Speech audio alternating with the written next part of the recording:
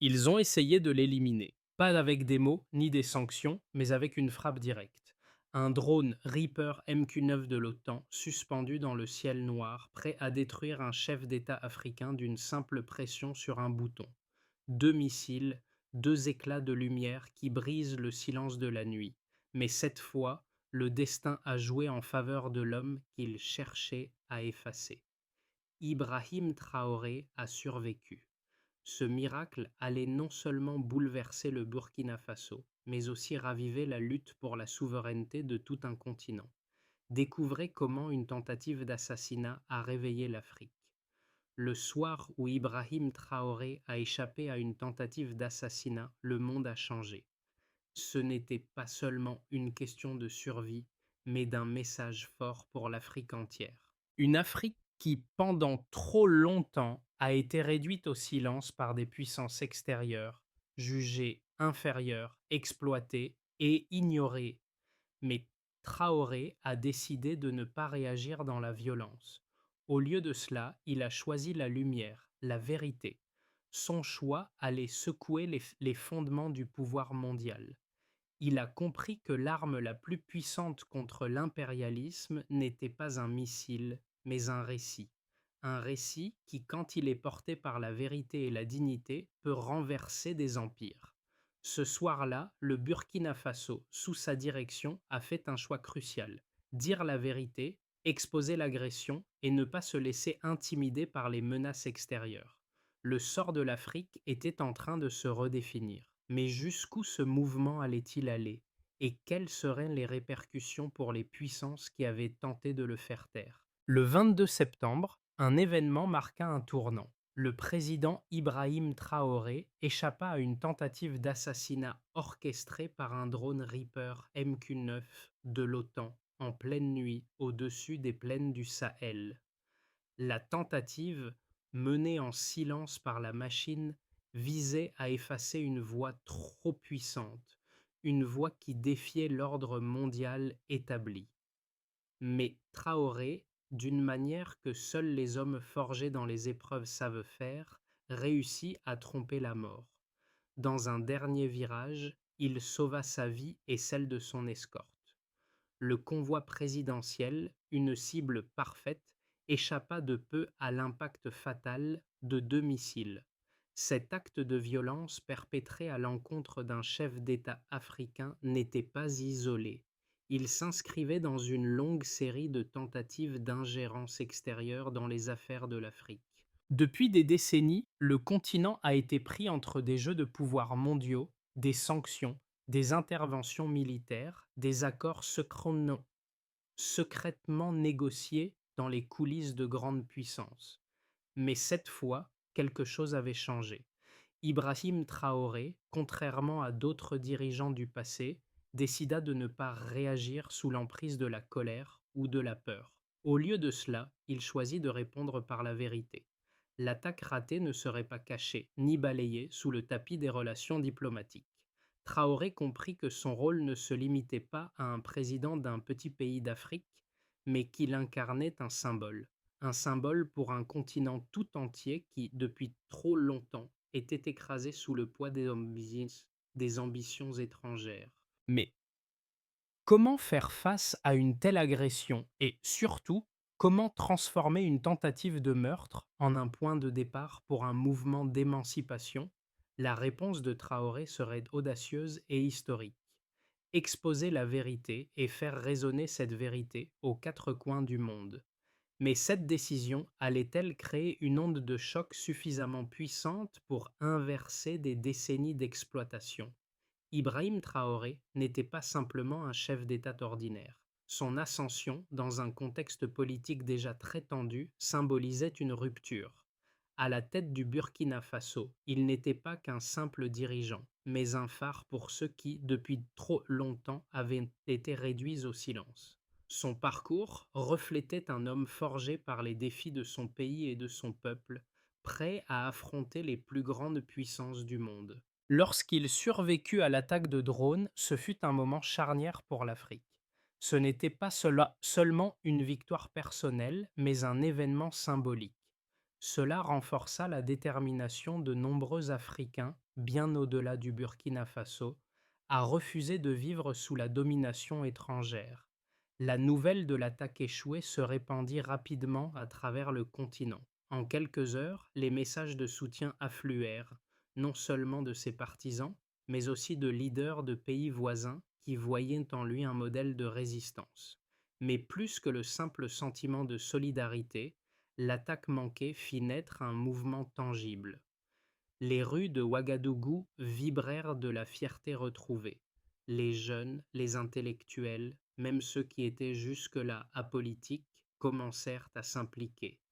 Un désir de dignité, de souveraineté commença à émerger comme une force motrice. L'attaque du drone n'avait pas seulement échoué à tuer un homme. Elle avait, par son échec, déclenché un réveil général. Ce n'était pas juste la survie d'un président, mais le sursaut d'une nation, d'un continent tout entier. Cet instant décisif marqua le début de ce qui allait être perçu comme un changement radical dans la dynamique du pouvoir africain. Une Afrique qui, pour la première fois, refusait de se laisser faire. La quête de justice et de souveraineté allait devenir la toile de fond de tout ce qui suivit. Le matin suivant l'attaque ratée, les éclats de métal et les traces de la frappe de drone étaient partout. Mais plutôt que de se laisser submerger par la peur ou de répondre dans l'urgence, Ibrahim Traoré choisit une autre voie, celle de la patience et de la vérité. Il savait que l'attaque, bien que ratée, ne devait pas être reléguée à l'oubli. Les images de l'attaque, les fragments de missiles Hellfire, les données électroniques capturées par le radar chinois étaient là, évidentes et irréfutables. Chaque élément recueilli était une pièce du puzzle qui prouvait non seulement l'agression, mais aussi le message envoyé par les puissances extérieures. Le président Traoré, sous une pression immense, décida de ne pas répondre par des armes. Plutôt que d'envoyer des missiles en retour, comme on s'y attendait, il choisit de faire quelque chose de plus puissant, exposer la vérité au monde entier. Il convoqua ses généraux et ses conseillers et leur expliqua que la meilleure réponse ne résidait pas dans la vengeance, mais dans l'éclat de la lumière sur les actions menées dans l'ombre par les puissances étrangères. Il allait briser le silence imposé à l'Afrique. La décision fut audacieuse. Ce n'était pas une simple réponse militaire, mais un message diplomatique clair. L'Afrique ne se soumettra plus. Et en quelques heures, un communiqué officiel fut rédigé et préparé pour une diffusion immédiate. Mais Traoré ne s'arrêta pas là. Il décida d'aller plus loin, d'envoyer le message en direct sur les ondes nationales. Il n'y aurait pas de conférence de presse officielle ni de grand discours préparé. Ce serait une déclaration brève mais puissante, faite sans artifice, sans intervention étrangère. Un acte de souveraineté totale. Une voix de l'Afrique, seule contre le monde, qui résonnerait fort. Il apparut donc à la télévision nationale, sans décor ostentatoire, sans grand symbole derrière lui. Une lumière simple, presque clinique, éclairait son visage. Il dit calmement: Ils ont essayé de me tuer, mais je suis toujours là. Le monde saura ce qu'ils ont fait. Ce n'était pas seulement une déclaration de survie, mais un appel à toute l'Afrique. En quelques secondes, un homme seul face à la caméra devint le porte-voix de tout un continent. Le message fit l'effet d'une bombe. L'information circula à une vitesse fulgurante. Les réseaux sociaux, les journaux, les médias internationaux étaient inondés de cette déclaration. La vidéo du président Traoré atteignit des millions de vues en quelques heures. Les réactions de soutien affluèrent, non seulement de la part des Burkinabés, mais aussi d'autres pays africains. Ce n'était plus seulement une question de Burkina Faso, ni d'un mouvement beaucoup plus large, une question de dignité, de justice pour tout un continent. Les jeunes, les étudiants, les intellectuels, les travailleurs, tous se mirent à parler de ce moment comme d'un tournant.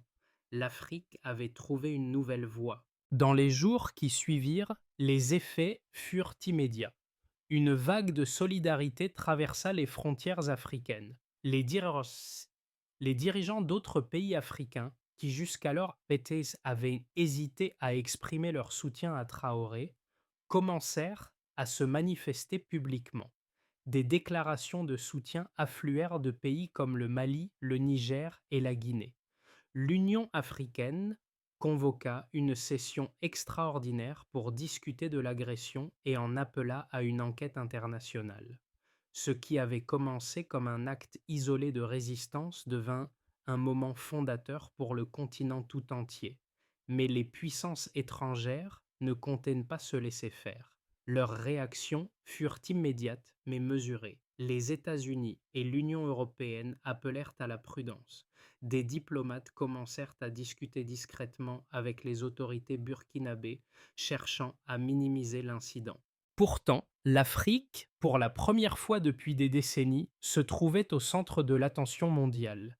Le drone avait raté sa cible, mais il avait réveillé quelque chose de bien plus grand, la prise de conscience collective du pouvoir de la vérité et de la souveraineté retrouvée. L'attaque de drone qui faillit coûter la vie à Ibrahim Traoré ne fut pas seulement un acte de violence, mais un événement documenté qui fournissait des preuves irréfutables. Les informations récoltées par les radars chinois, les fragments de missiles ainsi que les données électroniques récupérées sur le terrain étaient des éléments concrets qui permettaient de remonter la chaîne de commandement des puissances responsables. Ces preuves étaient d'autant plus accablantes que l'attaque ne visait pas un bâtiment ou une infrastructure statique, mais un convoi en mouvement, composé de véhicules en déplacement, avec Ibrahim Traoré à leur tête. Les ingénieurs et experts burkinabés, aidés par des ingénieurs russes et chinois, ont rapidement analysé les débris retrouvés sur le site de l'attaque. Les fragments de missiles retrouvés étaient des Hellfire AGM-114, des armes de haute précision utilisées par les forces de l'OTAN. Ces missiles, d'une portée dévastatrice, sont connus pour leur capacité à verrouiller des cibles mobiles, ce qui allait à l'encontre de l'argument des autorités occidentales, qui affirmaient qu'il s'agissait d'une erreur ou d'une cible accidentelle. Le fait que les armes en question aient été utilisées pour attaquer un convoi en mouvement et non une cible fixe montrait clairement que l'attaque avait été planifiée avec une précision militaire. Les radars chinois récemment installés ont joué un rôle crucial dans la collecte des données. Les enregistrements de ces radars, qui ont capté le verrouillage de la cible par le drone, ont été analysés et présentés comme preuve supplémentaire. Ces données montraient une séquence de verrouillage typique d'une attaque de drone, suivie de plusieurs ajustements automatiques réalisés par l'armement du drone pour maintenir sa cible en vue. Ces ajustements ont confirmé qu'il s'agissait d'une tentative délibérée d'assassinat. L'enregistrement des coordonnées GPS et des trajectoires a permis aux enquêteurs de prouver que le drone n'avait pas frappé une zone statique, mais avait suivi un convoi de véhicules en mouvement, avec le président Traoré dans l'un d'entre eux. Les autorités burkinabées, en collaboration avec des experts internationaux, ont compilé les preuves recueillies pour créer un dossier irréfutable. Ce dossier a été présenté aux Nations Unies et il a rapidement circulé dans les médias internationaux. Les photos des fragments du missile, les coordonnées des frappes, ainsi que les enregistrements radars ont mis en lumière le plan délibéré pour éliminer un chef d'État. Ce dossier n'était pas seulement une compilation d'informations techniques, mais aussi un cri de justice pour l'Afrique, un cri qui ne pouvait plus être ignoré. Le rôle de la communauté internationale a été mis en évidence. Les preuves apportées par les autorités burkinabées n'étaient pas seulement des éléments techniques, mais aussi des indicateurs clairs d'une ingérence étrangère systématique. Ce n'était pas la première fois que des puissances extérieures intervenaient en Afrique, mais c'était la première fois qu'un dossier aussi solide était présenté, avec des données et des preuves concrètes. Dans ce contexte, le choix de Traoré de faire connaître la vérité en public devint encore plus significatif. L'Afrique, longtemps soumise au jeu de pouvoir des grandes puissances, venait de donner une réponse claire. Ce n'était pas seulement une question de survie pour Traoré, mais une question de dignité pour tout un continent. Grâce à ces preuves irréfutables, la communauté internationale était confrontée à une vérité qu'elle ne pouvait plus ignorer. L'Afrique avait été attaquée. Et cette attaque, bien que ratée, avait révélé une force collective qui ne pouvait plus être étouffée. Lorsque la tentative d'assassinat sur Ibrahim Traoré échoua, l'impact immédiat fut celui d'un homme qui avait échappé à la mort. Mais ce qui en réalité a résonné à travers le monde n'était pas la survie d'un chef d'État, mais la riposte choisie par ce dernier. Traoré aurait pu réagir avec colère, ordonner des représailles militaires, intensifier la confrontation avec les puissances occidentales. Mais il ne le fit pas. Au lieu de cela, il adopta une stratégie plus audacieuse: exaucer la vérité. Cette réponse, en apparence mesurée, est en réalité l'élément fondamental de ce qu'on pourrait appeler la force tranquille de l'Afrique. Et ce choix stratégique, loin de le rendre vulnérable, en fit un héros dans les yeux de millions de personnes. Certains critiques, notamment dans les chancelleries occidentales, ont suggéré que la réponse de Traoré serait perçue comme une fuite en avant. Ils affirmaient que son manque de réponse militaire face à une attaque aussi grave pourrait être interprété comme un signe de faiblesse. Mais ces critiques ne comprenaient pas que la véritable force ne réside pas toujours dans la confrontation directe, mais dans la capacité à redéfinir les règles du jeu. Traoré, en choisissant la vérité comme réponse, changea les paramètres de la discussion. Il ne réagissait pas à la provocation par la violence, mais par un exposé public, une réponse qui à la fois exposait l'agression et redonnait la parole à un continent tout entier. La puissance de cette réponse réside dans son efficacité. Au lieu de se laisser entraîner dans une spirale de violence et de représailles, Traoré choisit une méthode qui visait à isoler ses agresseurs sur le plan moral et diplomatique. En exposant la vérité, il offrait non seulement une réponse à l'agression, mais également une forme de résistance pacifique qui allait résonner dans toute l'Afrique. En réalité, ce qui était en jeu n'était pas simplement la survie d'un homme, mais l'idée même de l'indépendance africaine. En réagissant de manière réfléchie, Traoré montra au monde que l'Afrique, dans sa quête de souveraineté, ne se laisserait plus manipuler ni humilier. Les critiques de cette stratégie ont souvent été plus focalisées sur la forme que sur le fond. Mais, si l'on examine la situation de manière objective, il devient évident que ce choix a bouleversé l'ordre des choses. Ce n'était pas une fuite ou un acte de faiblesse, mais une manœuvre calculée qui renversa les rapports de force. Les pouvoirs étrangers avaient cherché à éliminer un homme, mais ce qu'ils ont en réalité fait, c'est réveiller une conscience continentale. Et ce réveil était irrésistible. Ce qui semblait au départ être une simple tentative d'assassinat échouée a pris une tournure bien plus importante. L'attaque, bien qu'avortée, ne fit que renforcer la détermination de Traoré. Le message qu'il délivra à travers sa réponse publique allait bien au-delà de sa propre survie. En révélant la vérité de l'attaque au monde, il posa une première pierre vers une Afrique indépendante et résiliente. Ce n'était pas juste une question de vengeance, mais de dignité retrouvée. En exposant les preuves, Traoré amorça un tournant historique, où la narration devenait aussi puissante que la force militaire. Cette révélation eut un effet dévastateur sur les puissances occidentales. Au lieu de réagir par la force, Traoré choisit de mettre en lumière une vérité inéluctable. L'ingérence étrangère en Afrique devait cesser. Ce n'était plus seulement un homme qui défendait sa vie, c'était tout un continent qui refusait de se taire. La puissance des preuves et la véracité du récit changeaient la donne. Le monde ne pouvait plus ignorer l'agression. Une nouvelle page de l'histoire de l'Afrique venait de s'écrire. L'impact immédiat de la révélation de Traoré fut un choc qui traversa le monde. Ce n'était pas seulement un incident isolé, mais un acte symbolique, un moment de rupture qui résonna dans les rues de l'Afrique et au-delà.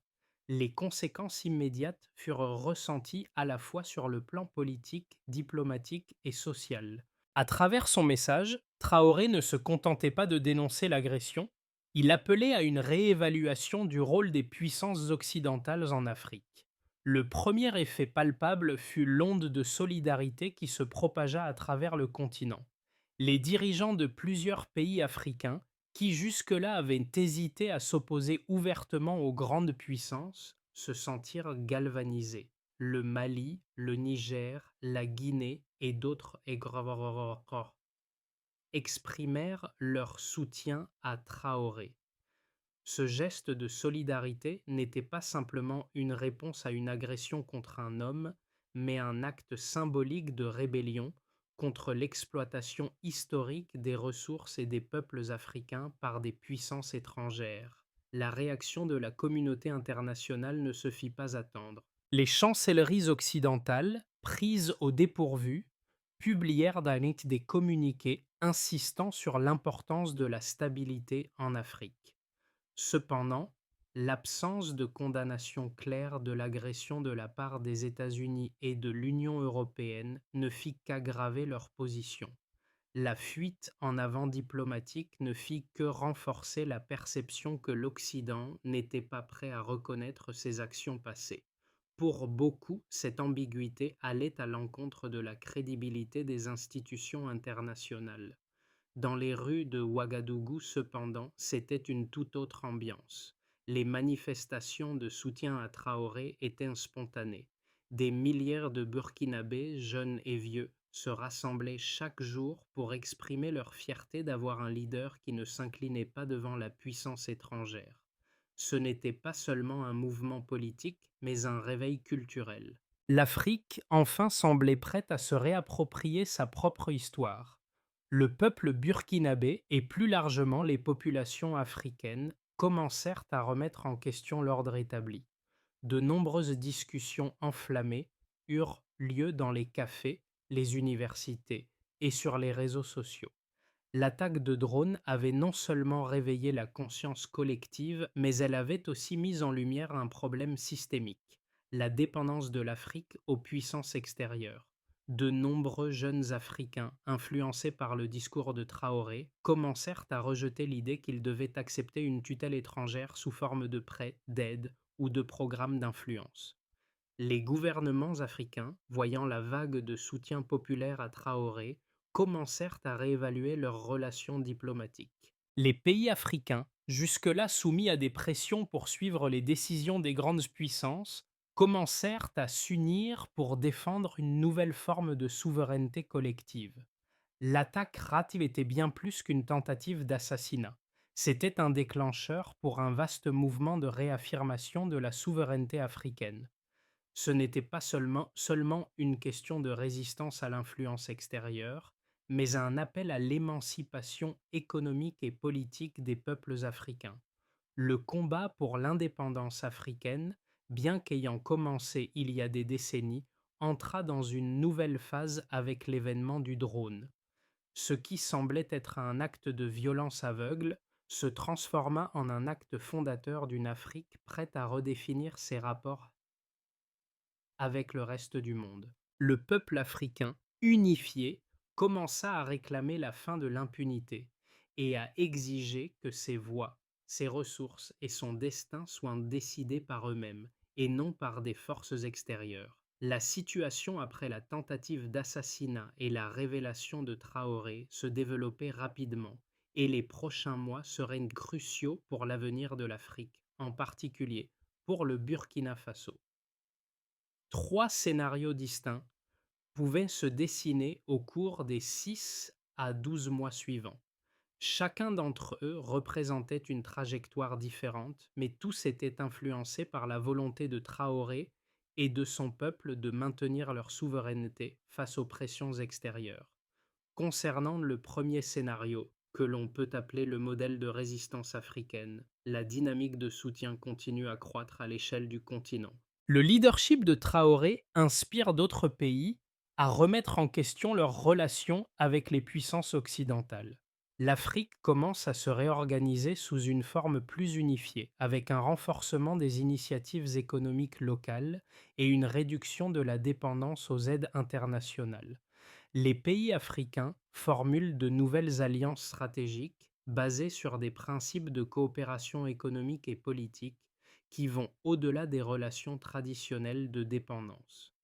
Un plan panafricain pour la sécurité, incluant des capacités de défense régionale, est mis en place, ce qui accroît l'influence diplomatique de l'Afrique. L'initiative de Traoré devient un modèle pour d'autres leaders africains, propulsant l'Afrique vers une nouvelle ère de liberté et de souveraineté. Cela pourrait amener l'Afrique à prendre des décisions plus audacieuses, non seulement sur le plan politique, mais aussi sur le plan économique et social. Concernant le deuxième scénario, que l'on peut appeler la résistance isolée, bien que Traoré ait gagné un soutien significatif, le Burkina Faso reste isolé sur la scène internationale. Les puissances occidentales intensifient donc les sanctions économiques et diplomatiques, cherchant à affaiblir Traoré en le coupant des circuits économiques mondiaux. Les entreprises étrangères limitent leurs investissements et des pressions sont exercées sur les gouvernements africains pour limiter leur soutien. Cependant, malgré ces obstacles, Traoré réussit à maintenir son pouvoir en mobilisant son peuple et en poursuivant ses réformes internes. Le Burkina Faso connaît une croissance modeste grâce à l'innovation locale et au renforcement de ses relations avec des partenaires non occidentaux comme la Chine et la Russie. Le pays reste résilient face aux sanctions, mais sa situation économique et diplomatique est tendue. Ce scénario pourrait durer avec des cycles de négociations, de résistance et de pression internationale. Concernant le troisième scénario, que l'on peut appeler la division interne et la répression, les pressions externes sur le Burkina Faso se font plus fortes et le pays commence à se diviser politiquement. Des factions internes, notamment parmi les élites politiques et militaires, commencent à douter du leadership de Traoré. Certains partis d'opposition exploitent les difficultés économiques pour saper son autorité et des révoltes internes émergent. Les puissances étrangères, tout en intensifiant les sanctions, encouragent les factions dissidentes, créant ainsi un climat de guerre civile et de déstabilisation. Traoré, forcé de réagir, impose des mesures répressives pour maintenir le contrôle. Le pays pourrait alors se retrouver dans un état de tension interne constante, avec des conséquences dramatiques pour son développement et son avenir politique. La scène politique burkinabé pourrait se fracturer en deux, avec une opposition plus affirmée et des alliances extérieures qui soutiennent des factions internes au détriment de la stabilité nationale. Ibrahim Traoré n'est pas simplement un homme politique ou un chef d'État. Il incarne une révolution silencieuse, un retour à la dignité pour toute l'Afrique. Son combat ne se limite pas au Burkina Faso, mais résonne profondément dans les cœurs de millions d'Africains. Dans un monde où les voix du continent ont trop souvent été étouffées, Traoré s'est devenu le porte-voix de ceux qui luttent pour leur indépendance, leur souveraineté et leur droit à la vérité. Sa survie n'était pas un simple hasard, mais un message fort envoyé à ceux qui croient encore que l'Afrique doit se soumettre aux volontés extérieures. À travers son courage, il rappelle que la véritable force réside dans la capacité de résister, de défier les injustices sans se laisser submerger par la haine ou la colère. Sa décision de ne pas répondre à la violence par la violence mais par la vérité est une leçon de sagesse et de leadership. C'est un appel à tous ceux qui, dans le monde, cherchent à faire entendre leur voix dans un système où le pouvoir est trop souvent concentré entre les mains de quelques-uns. Le message de Traoré est simple mais puissant. La dignité humaine n'a pas de prix et elle ne peut pas être brisée par des armes. En choisissant de résister à l'agression de manière pacifique, il a donné une leçon précieuse à l'Afrique et au monde entier. Il n'y a pas de plus grande force que celle de la vérité, et il n'y a pas de plus grand pouvoir que celui d'un peuple qui se lève pour défendre ses droits. C'est cette énergie collective, ce réveil, qui pourrait bien redéfinir l'avenir du continent. La réponse de Ibrahim Traoré à l'agression étrangère n'a pas seulement consisté à exposer la vérité, mais aussi à tracer un chemin pour l'avenir du Burkina Faso et, par extension, de l'Afrique. Pour transformer cette crise en une opportunité de souveraineté durable, plusieurs mesures stratégiques ont été prises. Voici un plan en 3 étapes pour renforcer cette dynamique. D'abord, le renforcement de l'indépendance économique. L'un des principaux axes de la stratégie de Traoré est la réduction de la dépendance économique du Burkina Faso vis-à-vis des puissances étrangères. Cela passe par un renforcement des infrastructures locales, notamment dans les domaines de l'énergie et des technologies, en développant des capacités nationales de production d'énergie solaire et de technologie. Le Burkina Faso peut commencer à réduire sa dépendance aux ressources et aux technologies importées. Ce développement est essentiel pour assurer une plus grande autonomie à long terme. Ensuite, la consolidation de l'unité régionale. Le deuxième pilier de la stratégie est la construction d'une coalition africaine plus forte. La création d'alliances stratégiques avec d'autres pays du Sahel et de l'Afrique subsaharienne est cruciale pour faire face aux pressions extérieures. En renforçant les relations avec des pays comme le Mali, le Niger et la Guinée, Traoré veut promouvoir une coopération régionale qui dépasse les simples échanges commerciaux pour inclure la sécurité, la défense et la diplomatie. Ce renforcement de l'unité régionale peut permettre de contrer plus efficacement les menaces communes. Enfin, la réinvention de la narration africaine. Il est impératif de changer la narration autour de l'Afrique. Traoré a déjà lancé un mouvement visant à réécrire l'histoire, loin des stéréotypes de dépendance et d'impuissance. Cela implique de donner à la jeunesse africaine un accès à une éducation qui valorise l'histoire et la culture africaine, mais aussi à des ressources pour développer des solutions locales à des problèmes globaux. La souveraineté ne se limite pas aux aspects politiques et économiques. Elle touche aussi l'éducation et la culture. Une génération consciente de ses droits et capable de bâtir son propre avenir deviendra le moteur du changement à long terme. Ibrahim Traoré, en choisissant de ne pas répondre à la violence par la violence, a forgé un nouveau chemin pour l'Afrique.